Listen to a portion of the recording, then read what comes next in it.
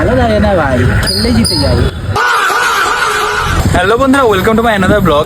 তোর অনেক হলো ব্লগ করা, আজকে তোকে আমরা চ্যালেঞ্জ ভিডিও দিব। Challenge video? চলো করা যেতে পারে। একা চ্যালেঞ্জ দিব না, তোর যে কোনো একটা বন্ধুকে ডাক। বন্ধুকে? হ্যাঁ, ঢাকা যেতে পারে সোমনাথকে।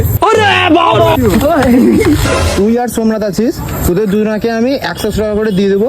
কিন্তু এখানে টুইস্টটা হচ্ছে সোমনাথ খাবে ভেজ আইটেম, তুই খাবি নন ভেজ আইটেম।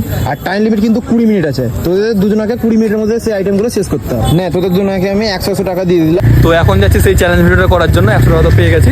আর এই যে সোমনাথ আর ওদিকে সব ময়ূক আছে, আমাদেরকে যে স্পন্সর করছে।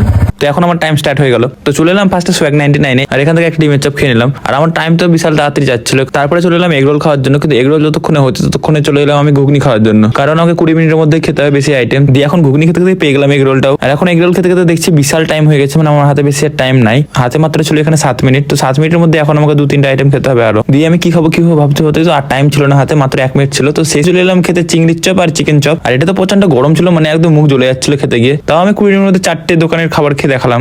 10 সেকেন্ড মতো সময় আছে।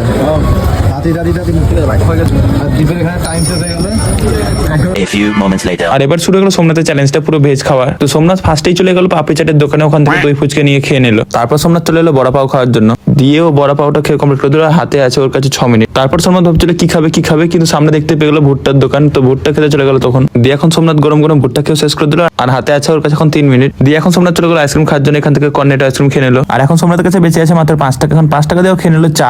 তো তোদের দুজনের চ্যালেঞ্জ কমপ্লিট হয়েছে। দীপ খেয়েছে 4টে দোকানে, সোমনাথ খেলো 5টা দোকানে। কেমন লাগলো তোদের? খেললাম বাট হেরে গেলাম, কিছু করার নাই। সোমনাথ, ভালো লাগে না ভাই, খেললেই জিতে যাই।